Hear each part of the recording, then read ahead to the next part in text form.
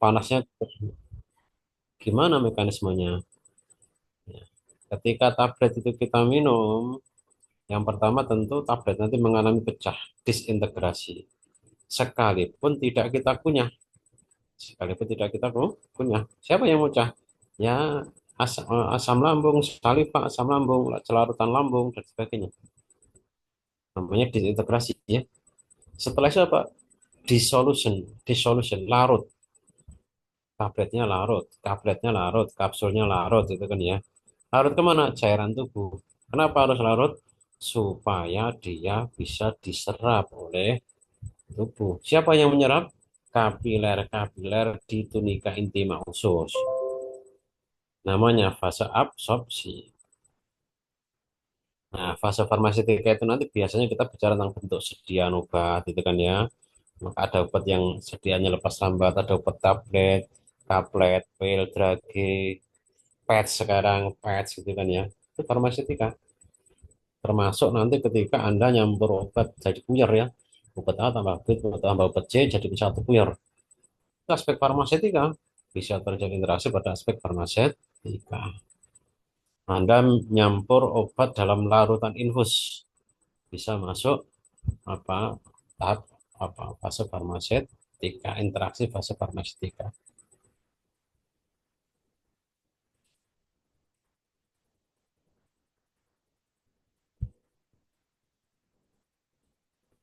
Ya. Nah, setelah itu apa? Setelah itu masuk fase farmakokinetika. Singkatannya ADME ya. Absorpsi, distribusi, metabolisme, eliminasi. Oh, oh, astagfirullah. Absorption, distribusi, metabolisme, eliminasi. Absorpsi itu apa? Absorpsi itu penyerapan. Siapa yang menyerap tadi? Kapiler-kapiler. Kapiler di mana? Kapiler di tempat ya kalau peroral ya di usus di lambung. Kalau injeksi, kapiler-kapiler di sekitar injeksi. Nah, parameter farmakokinetika absorpsi itu apa? Bioavailabilitas. Namanya bioavailabilitas. Apa bioavailabilitas itu? Fraksi obat aktif yang mampu mencapai sirkulasi sistemik. Ya, fraksi obat aktif yang mencapai sirkulasi sistemik. Misalnya, Anda minum Bodrek 500 mg. Nanti yang sampai ke sirkulasi sistemik tidak sampai 500 mg, mungkin 200, 300 ya. Dinyatakan dalam persen atau dalam satu F besar. Misalnya, viabilitasnya 88%, berarti yang masuk ke sirkulasi 88%. Yang sisanya 18% rusak. Sehingga semakin tinggi bioavailabilitas semakin baik, ya, semakin baik. Ya. Nah, setelah di dalam apa sirkulasi, nah, kapiler ya. Kapiler itu menuju kemana tuh? Kapiler menuju ke venula, venula menuju ke vena cava inferior, vena cava superior, atrium dextra, ventricle dextra, ya, pulmo, atrium sinistra, ventricle sinistra, seluruh tubuh kembali ke kapiler, kapiler ke venula, terus menerus seperti itu. Nah, di dalam pembuluh darah, dalam kapiler, obat itu dalam keadaan dua bentuk, free drugs dan protein binding drugs. Free drugs dan protein binding drugs. Ya.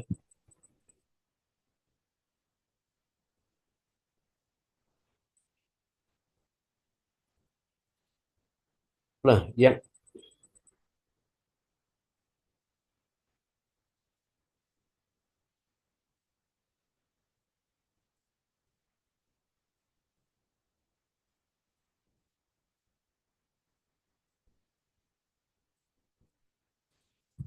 akan ngefek yang free drug ini. Anda lihat free drug. Free drug ini mencapai sampai tempat kerja obat atau reseptor, deposit jaringan. Sisanya obat terikat protein. Kalau free drugnya habis, maka obat yang terikat protein akan dilepaskan menjadi free drugs. Ketika menjadi free drugs, masuk lagi ke tempat kerja obat reseptor itu kan ya. Sampai free drug habis, protein paling habis, terjadi pengakhiran kerja obat. Misalnya obat A free drugsnya 20%, free drug 80%, maka yang 20% adalah protein binding drugs. Maka semakin tinggi free drugs, semakin baik, ya, semakin baik atau semakin kuat efeknya.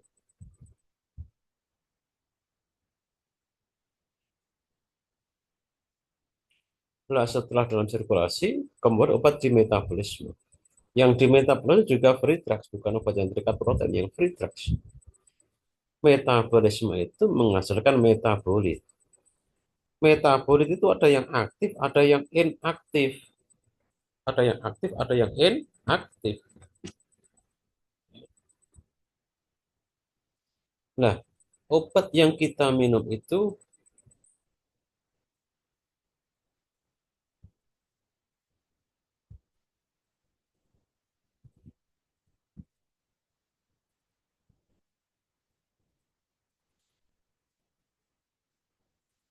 obat yang kita minum itu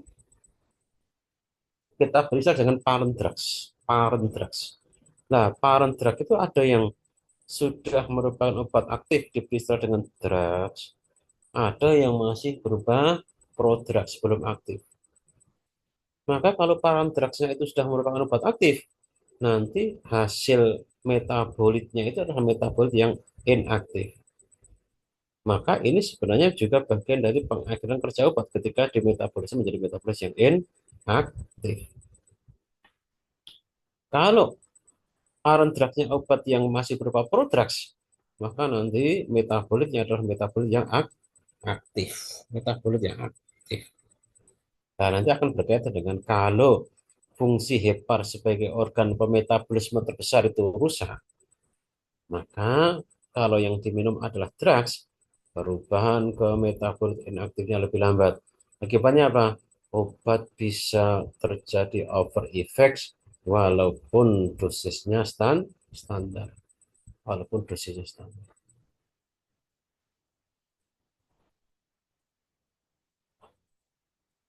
Dan nanti kebalikannya ya, kalau yang digunakan adalah prodrugs, perubahan ke metabolit aktifnya menjadi lebih lambat, menjadi perubahan menjadi metabolit aktifnya lebih lambat. Akibatnya apa? Under effect walaupun dosis standar. Memang sebagian besar obat yang kita minum adalah yang drugs. Hanya sebagian kecil yang prodrugs. Nah, PR Anda pertama adalah mencari kelompok obat yang prodrugs. Mencari kelompok yang prodrugs.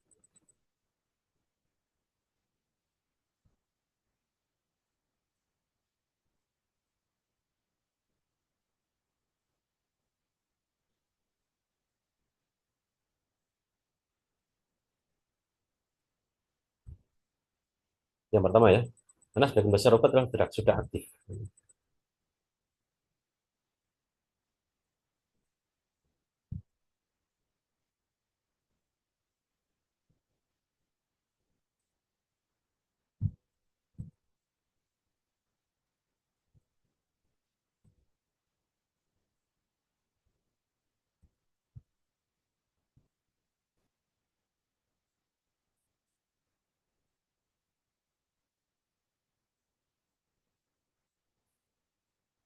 Nah, kemudian apa?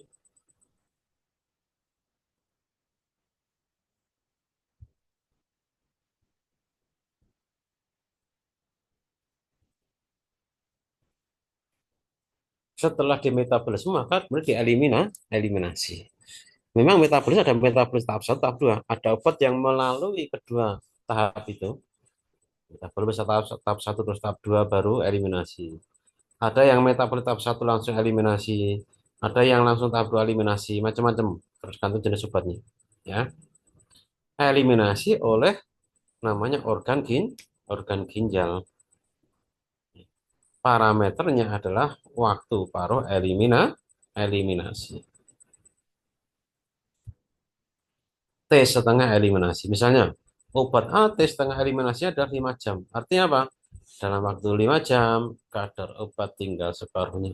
Dalam waktu 10 jam, kadar obat tinggal separuh dari separuh, yaitu seperempat.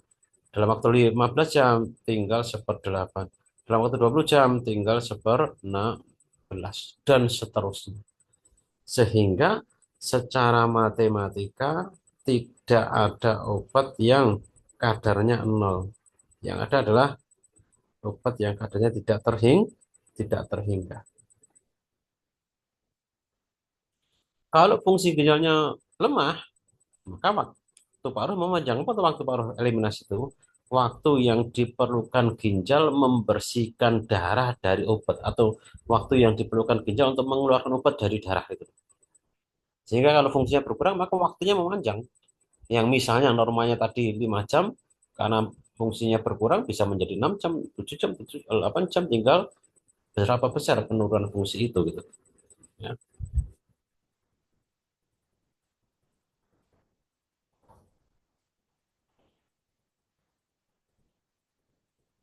Sehingga nanti kalau terjadi penurunan fungsi ginjal, ya secara umum dosis obat harus diturunkan, harus diturunkan.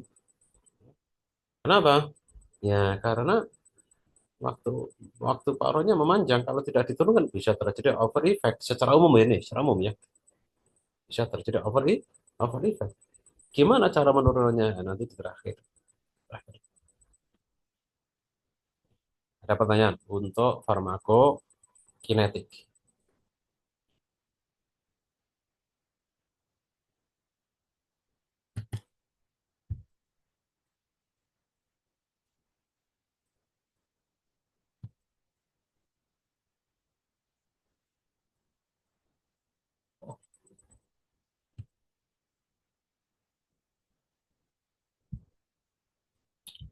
Interaksi obat ya. Teman-teman, kalau kita memberikan dua obat atau lebih, maka potensi terjadi interaksi. Nah, interaksi itu ada yang kita sengaja, ada yang tidak kita sengaja.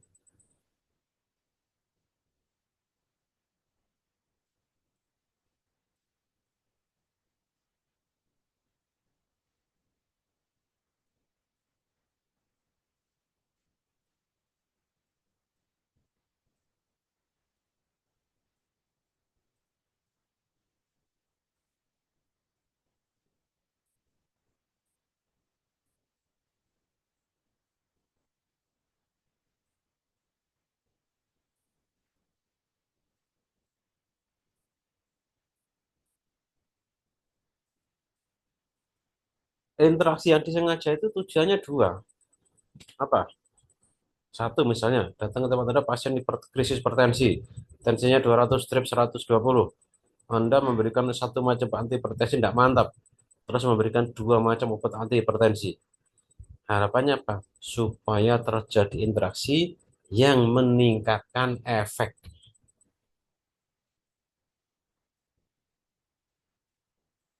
Jadi interaksi pertama adalah tujuan pertama adalah memaksimalkan efek, memaksimalkan efek.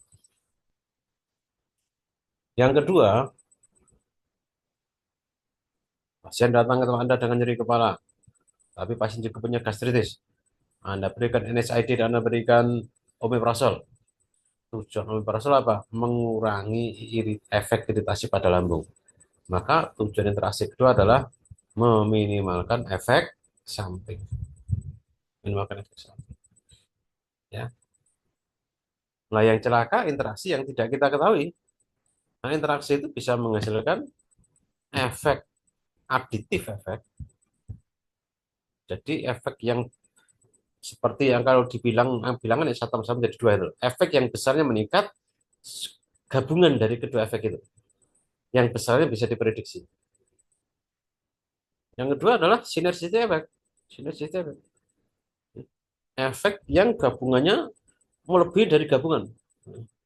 Nah, efek potensiasi satu obat dengan makanan efeknya meningkat. Itu potensiasi. Ada antagonisme dua macam obat ketika diberikan malah tidak efek itu namanya antagonisme. Antagonisme. Ya.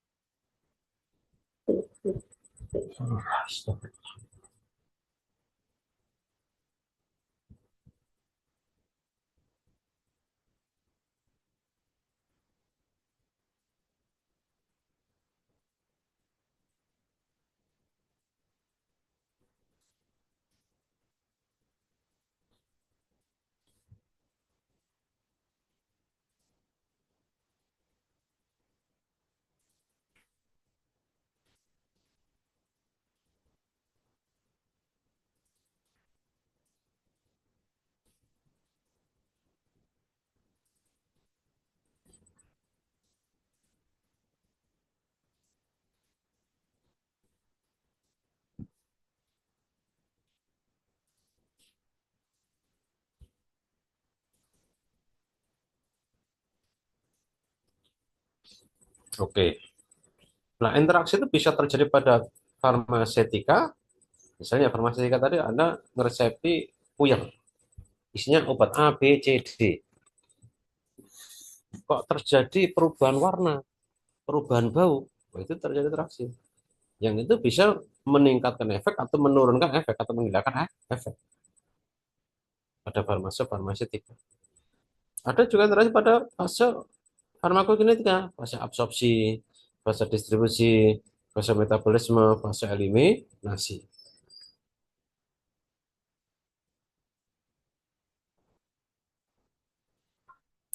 Nah, contohnya ini.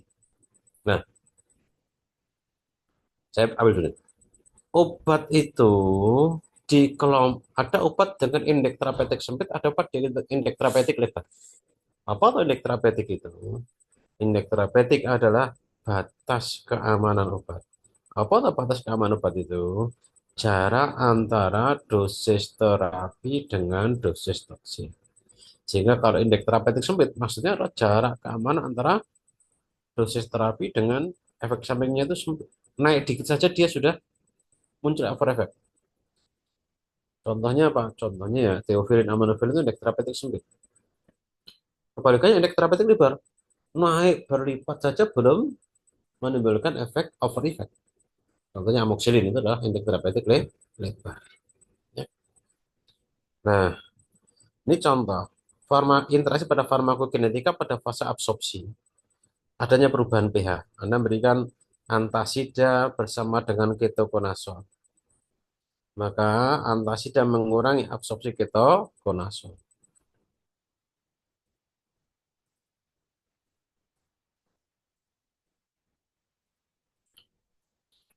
Sehingga apa? Jumlah air dioksid berkurang. Bisa terjadi penurunan efek, bisa juga kadarnya berkurang tapi efeknya tetap. Kenapa? Karena kita punya namanya range of therapeutic, range of level, blood level, ya, drugs blood level. Ya. Sehingga misalnya dia berkurang tapi masih di atas ambang terapi, ya tetap sembuh, ya tetap tidak mengurangi efek gitu.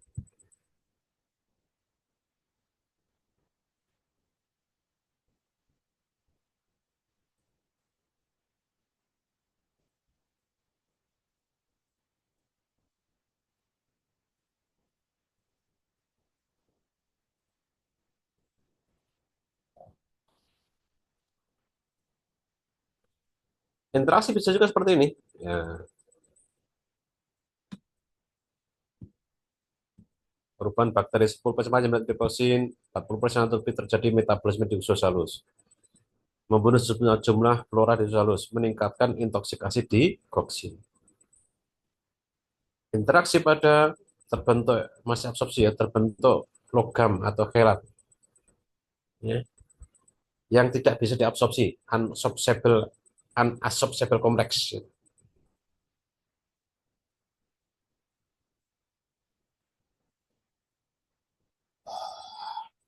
Obat merusak mukosa usus, antineoplastic agent, cyclosporamide, vincristine, procarbazine, dan seterusnya. Ya. Merubah motility itu dan sebagainya. Nah, nanti teman-teman masuk ke link Drugsbank-nya. Drugsbank, coba buka Drugsbank.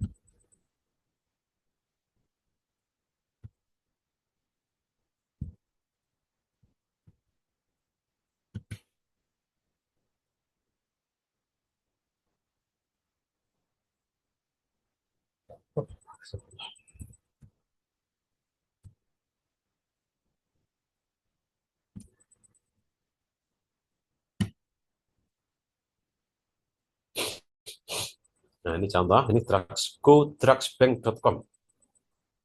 Tadi kita mau mencari apa, obat profil farmakokinetik, misalnya profil farmakokinetik. Ini belum saya share ya.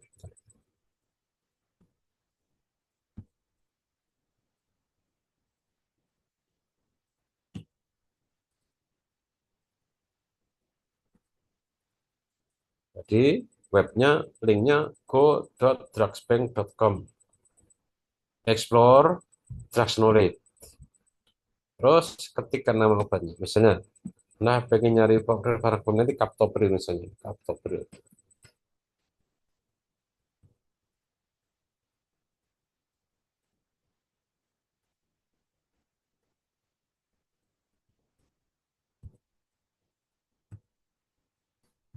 Atau acetaminophen, amiodaron. Ini amiodaron.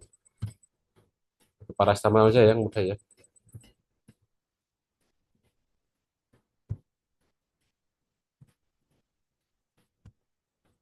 Paracetamol.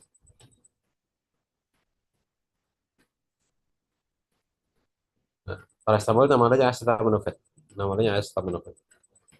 Di paracetamol kita tahu nanti profil kinetiknya bagaimana, profil dinamiknya bagaimana, mekanismenya bagaimana, ya. Nah, kita masuk ke tadi farmakokinetik kan indikasi ya, kontraindikasi, social indication gitu. Kan aksi farmakodinamik.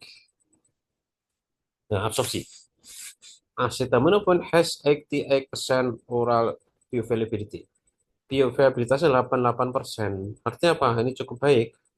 Cukup baik. 88% obat itu diserap oleh darah. Ya.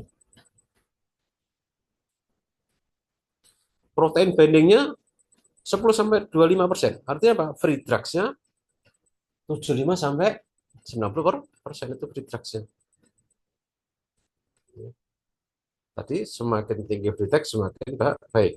Nah ini acetaminophen free drugs-nya 75%.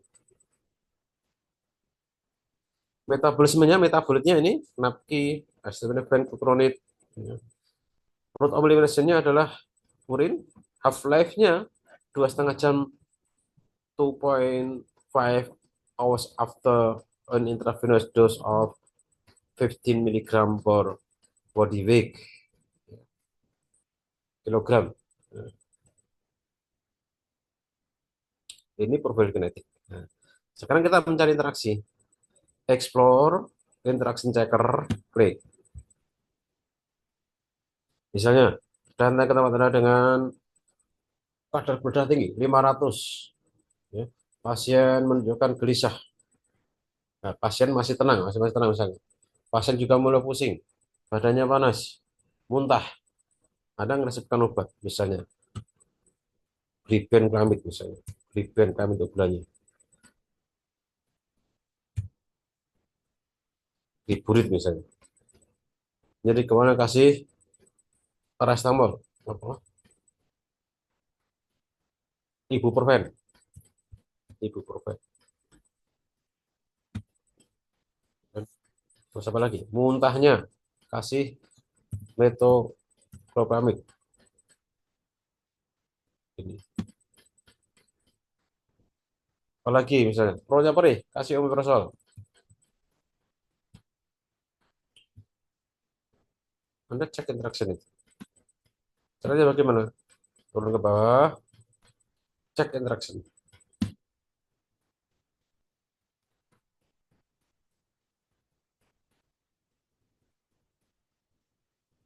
Nah, ternyata muncul beberapa potensi interaksi. Satu, dua, tiga. Jadi tiga potensi interaksi yang sifatnya moderat dan minor. Dua moderat, satu minor. Jadi severity-nya itu yang paling berat adalah major, terus moderat, moderat itu sedang, minor itu rendah. Yang pertama, omeprazol gliburit. Apa deskripsinya? Keterangannya. Ya. Metabolism of gliburit can be decreased when combined with omeprazole. Jadi omeprazole menurunkan metabolisme gliburit. Gliburit adalah drugs. Sehingga kalau metabolisme diturunkan, akibatnya apa? Efeknya meningkat ya. Karena di metabolitnya metabolit yang inaktif, efeknya meningkat. Ini meningkat ya. Efek gliburit meningkat. Ada efek gliburit meningkat apa? Hipoglikemik, risiko hipoglikemik ya. Yang kedua, ibuprofen dengan gliburit ya. Ibuprofen protein binding efek gliburit can be decreased when combined with ibuprofen ya. Protein bindingnya dapat berkurang ketika dikombinasi dengan ibuprofen. Artinya apa? free drug-nya akan naik, free drug guru akan naik. Akibatnya bakal free drug naik, efeknya naik karena yang berefek sampai ginjal adalah free drugs. Yang ketiga adalah ibuprofen dengan metoclopramid. Ibuprofen may decrease extraction dari metoclopramid sehingga kadar metoclopramid naik. Kalau kadarnya naik maka resiko efek efek metoclopramid lebih lebih kuat. Tapi juga risiko over effect. Padahal metoclopramid itu over effect-nya bisa terjadi apa? Sindrom ekstrapiramidal. Nah, ini ada 3 potensi interaksi. Bagaimana kita bersihkan? Kalau obat itu broad therapeutic index, indeks terapeutiknya lebar, maka baik yang minor maupun yang moderat diabaikan. Kalau obat yang kita minum adalah obat neuroterapeutik atau indeks terapeutik sempit, maka yang minor bisa tidak digagas, yang moderat dan major itu yang diperhatikan. Maksudnya dosisnya dikurangi. Ya. Maka PR tadi kan mencari kelompok obat yang neuroterapeutic index gitu. Ada pertanyaan?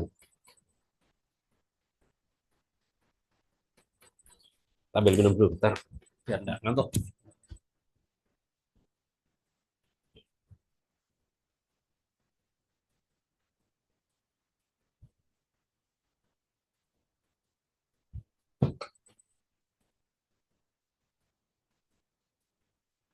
Bentar ya.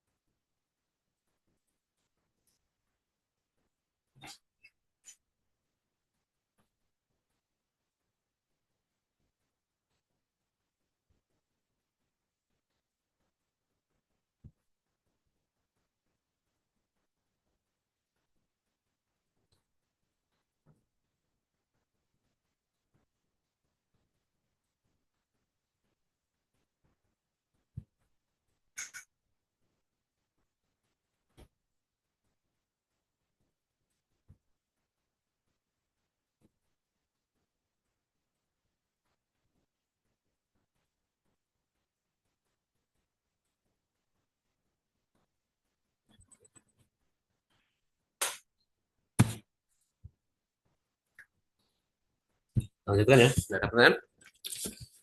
Ya. Berikutnya penggunaan obat pada ibu hamil. Pertanyaan pasien pada ibu hamil yang berobat ke dokter itu adalah apakah obatnya aman untuk janin saya atau tidak? Apakah obatnya bisa menimbulkan cacat janin saya atau tidak? Ya, bagi dokter sebenarnya dua. Apakah obatnya aman atau tidak? Apakah dosisnya perlu diturunkan atau tidak? Ya, kita jawab dulu. Apakah obat pada ibu hamil itu dosisnya sama dengan orang normal atau diturunkan atau tidak?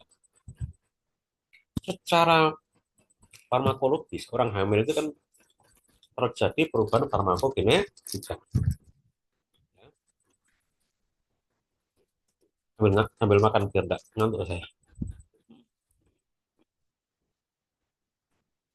Ini perubahan farmakogenetika nih, perubahan fisiologinya nih.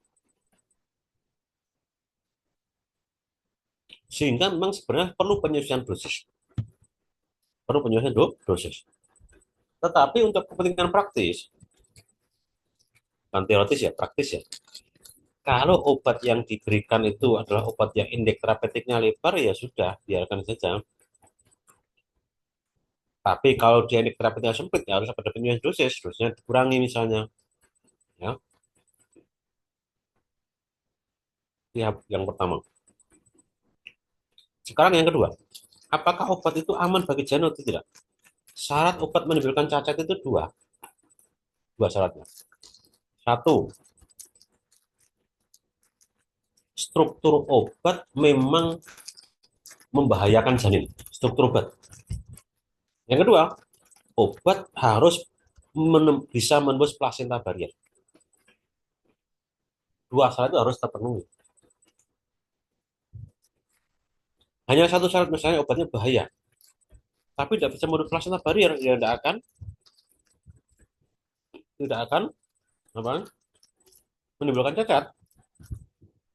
Atau bisa menembus plasenta barrier, tapi obatnya tidak obat yang berbahaya, strukturnya aman, maka juga akan tidak menimbulkan cacat. Ya, oke. Nah,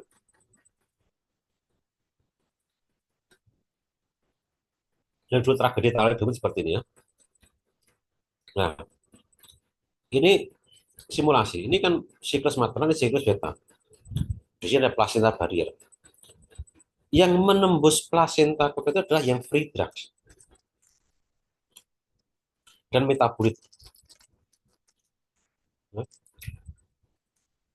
Sehingga kalau dia menurunkan catat, maka yang menurunkan catat free drugs. Sehingga apa? Semakin tinggi free drug obat itu, semakin berisiko kalau dia bisa menembus placenta ya. Tapi untuk menimbulkan cacat, dia syaratnya dua. Bisa menembus dan struktur molekulnya memang menimbulkan cacat.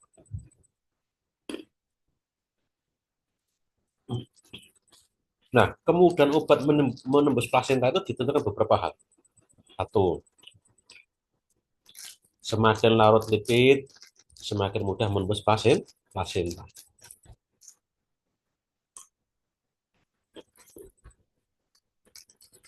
Semakin kecil ukuran molekulnya, semakin mudah menembus plasenta. Kalau gede sulit. Permeabel itu kan semakin kecil semakin bisa menembus ya. Sehingga sama-sama antikoagulan heparin, warfarin. Kalau pada ibu yang dibeli heparin karena berat molekulnya besar, sehingga sulit menembus plasenta. Warfarin tidak aman. Ya.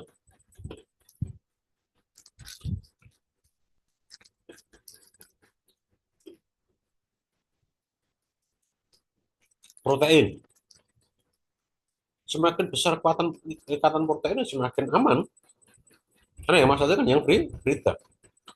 Nggak PT lebih aman. Karena apa? Protein binding nya tinggi. Protein binding nya tinggi.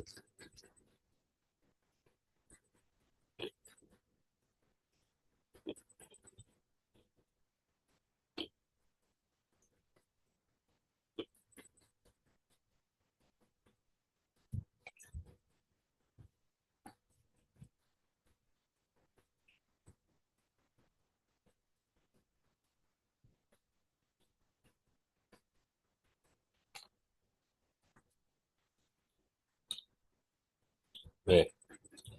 Nah, berdasarkan ini, FBI itu membuat kategori keamanan obat pada dijamin. Ada kategori A, B, C, D, dan E. Kategori A dianggap yang paling aman. Kategori E dianggap yang paling tidak aman. Ya. Nah, kategori A itu ini keterangan. Kategori B. Ini FDA ya. PR Anda adalah mencari kelompok obat yang kategori D dan X supaya Anda bisa menghindarinya.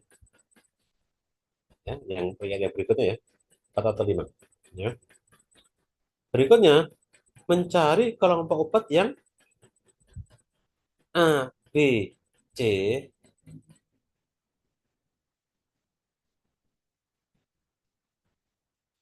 A, B, C untuk 5 kelas terapi.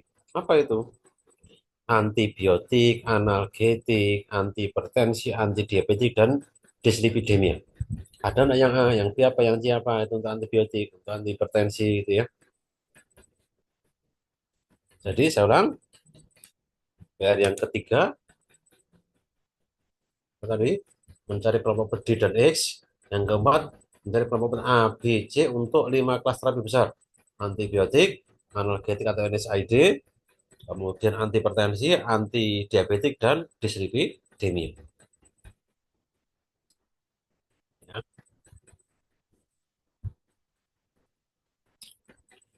Contohnya juga ada sih. Ya.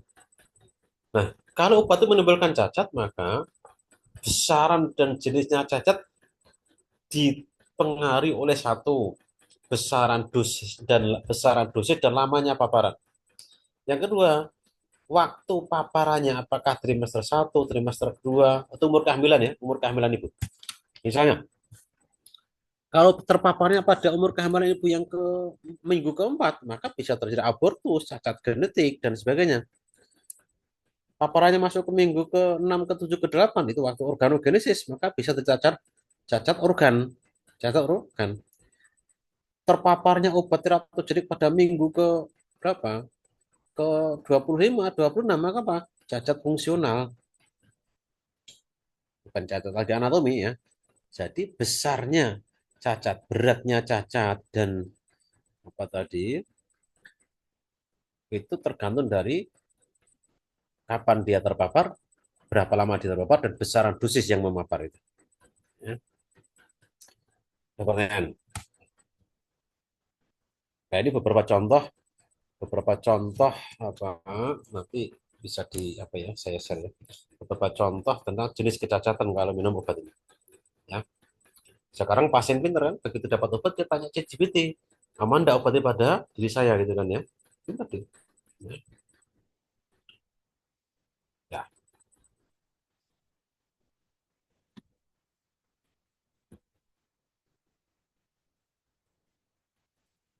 Obat pada ibu menyusui. Ya. Pada ibu menyusui ya relatif sama dengan pada ibu hamil. Obat-obat yang di ibu hamil tidak aman, biasanya di ibu menyusui juga tidak aman. Jadi kelompok D dan X di ibu menyusui itu juga, di ibu hamil itu juga menjadi kelompok yang tidak aman di ibu menyusui.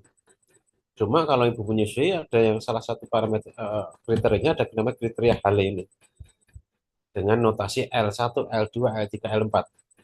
L1 yang paling aman, L45 yang paling tidak aman, yang paling tidak aman. Ya.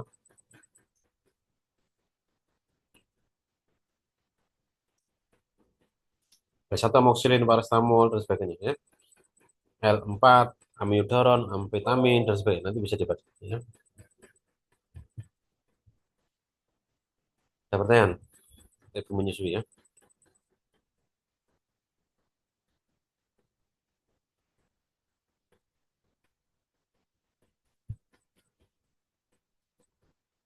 Penggunaan apa?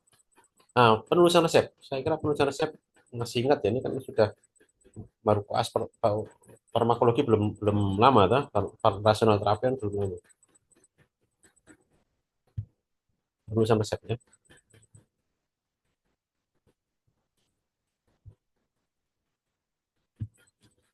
Teman-teman walaupun nanti di rumah sakit ada resep elektronik, tetapi nanti kalau Anda praktik pribadi kan nulis resep ke apotek kan, maka ini pastikan tulisan resep itu merupakan bukti otentik, bukti hukum yang harus dipertanggungjawabkan. Yang sulit bukan cara nulisnya, yang sulit adalah apa yang harus ditulis. Kita belajar 6 tahun itu kan hanya supaya apa yang harus ditulis ya. Kalau orang sakitnya ini apa yang harus ditulis itu kan ya. Yang sulit itu ya. Ya.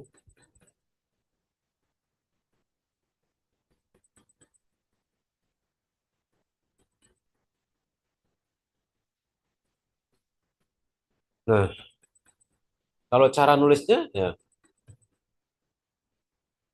ingat dalam menulis resep itu apa yang harus ditulis adalah ingat 5T 1W. Obat harus tepat indikasi, tepat obat, tepat penderita, tepat bentuk sediaan, tepat dosis, waspada efek samping. Waspada efek samping. Ya. Tepat indikasi tapi tidak tepat obat. Misalnya apa? Ibu hamil dengan diabetik Anda kasih glibenclamid. Glibenclamid itu tepat indikasi karena di anti diabetik diberikan pada orang diabetik. Tapi tidak tepat obat dan tidak tepat pasien. Karena apa? Orangnya sedang hamil. Glibenclamid tidak aman untuk ibu hamil itu.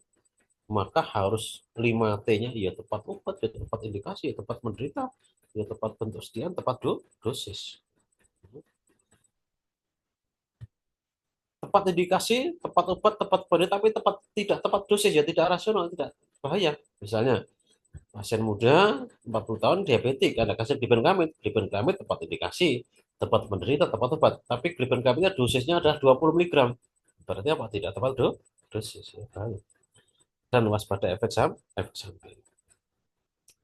Ini cara nulis resepnya, nanti dibuka-buka lagi yang dulu ya. Ini cara nulis amoxicillin, paracetamol. Nah, kalau buyar nanti ini ya, nanti dupin mungkin teman-teman juga sudah belajar dari kakak kelas ini. Bedanya apa? Hanya di DTD-nya ini. Kalau pakai DTD, maka dalam satu buyar itu isinya paracetamol 500 mg, 4 mg CTM. Sehingga kalau dia jumlahnya 15, nanti apoteker akan mengalihkan 500 kali 14, 4 kali 15. Tapi kalau tanpa DTD, langsung kemudian ini apa dikalikan 15. Jadi kalau yang ini untuk obat tabur sebenarnya. Kalau ini adalah obat untuk buyar atau buyar yang diminum. Ya. Sirup, salep nanti ini. Ada pertanyaan?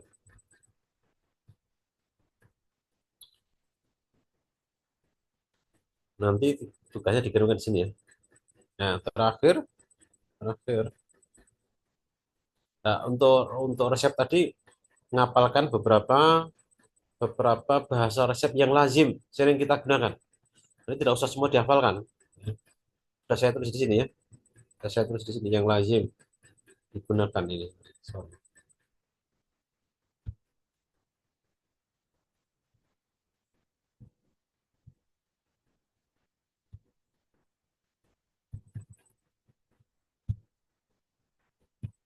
Ini lazim digunakan ya. Didi, terdidi, smell didi, bididi, porter didi dan sebagainya. Ini yang lazim digunakan. Ya. Terakhir penggunaan obat pada kemudahan fungsi ginjal. Tadi kalau fungsi ginjalnya rusak, maka parameter yang dipengaruhi apa? Waktu paruh eliminasi. Menjadi memanjang waktu paruhnya. Artinya apa? Ginjal dalam mengekspresikan obat, membersihkan darah dari obatnya itu memanjang. Memanjang.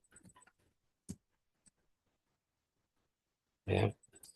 Mestinya dari normalnya 5 jam misalnya, atau normalnya 6 jam, obat tertentu 6 jam, ketika ginjalnya rusak, maka bisa menjadi 8 jam, 10 jam. Akibatnya apa ini?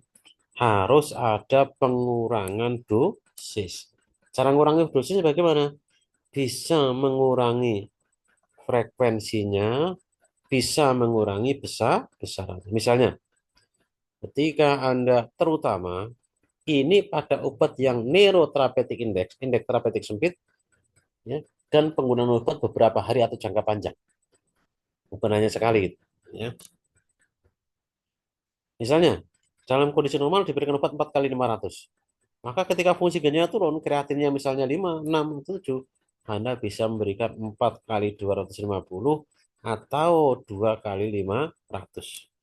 Jadi bisa frekuensinya yang diperjarang, bisa juga apanya besarannya yang dikurangi. Ya.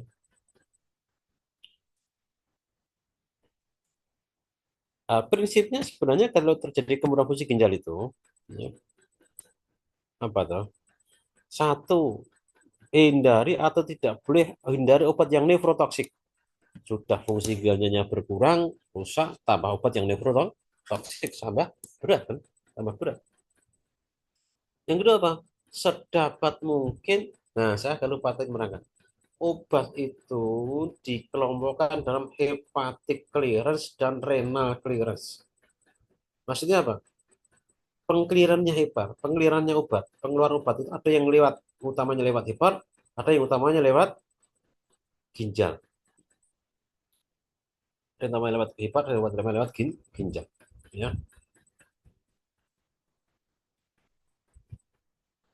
Sehingga tadi kalau dia itu fungsi ya, PR Anda yang berikut tadi adalah mencari kelompoknya hepatic clearance. Karena sebagian besar obat adalah renal clearance. Anda harus tahu mana yang hepatic clearance. Kalau terjadi kemudahan fungsi ginjal, satu selain hindari obat yang nefrotoksik, yang kedua apa? Sedapat mungkin pilih obat yang hepatic clearance. Hepatic clearance. Kalau tidak ada hepatic clearance, berarti apa? Ya tetap renal clearance, tapi dosisnya diturunkan. Dosisnya diturunkan. Gimana kalau tidak diturunkan? Ya risikonya ini bisa terjadi over effect. Misalnya Gagal ginjal diberikan penisilin dosis besar. Bisa terjadi encefalopati, anemia hemolitik.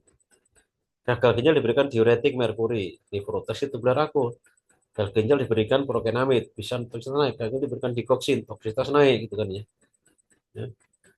Gagal ginjal diberikan furosemid, ototoksik naik, oksigenasi itu turun. Ya. Ureum, uremia, berikan aspirin, perdarahan lambung, mekanismenya ini. Jadi nanti kalau ada kemudahan fungsi ginjal ini kan di internal nanti banyak internal itu. Kalau pemberian obatnya beberapa hari kok terjadi penurunan fungsi ginjal, itu sedapat mungkin pilih yang hepatic clearance. Kalau tidak ada, yang tetap renal clearance tapi dosisnya diturunkan gitu. Ada pertanyaan teman-teman? Mohon maaf ya, kuliahnya singkat, cepat, padat, praktis, tidak lagi teoritis. Ya. Yuk silakan tanya. Pengalaman di rumah sakit, Mas Maulane, Listiani, Salwa, Alidia, Nasya, ya, silakan. Nanti kalau belum paham ya bisa lewat lagi ya.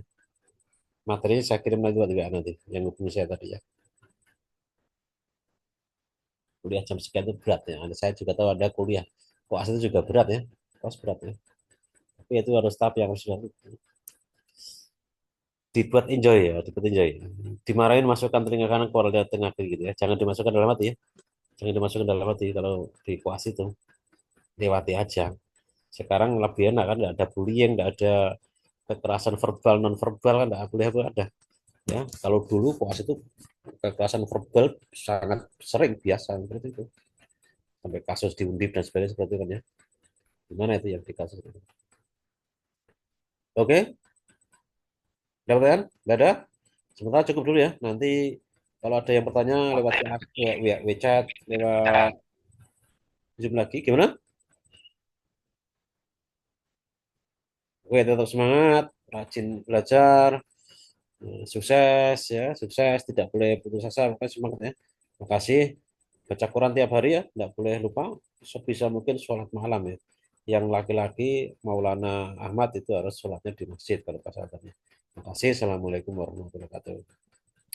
Waalaikumsalam warahmatullahi wabarakatuh. Makasih Terima kasih banyak, banyak, Prof. Prof. Makasih, Sama-sama, Prof. sama-sama.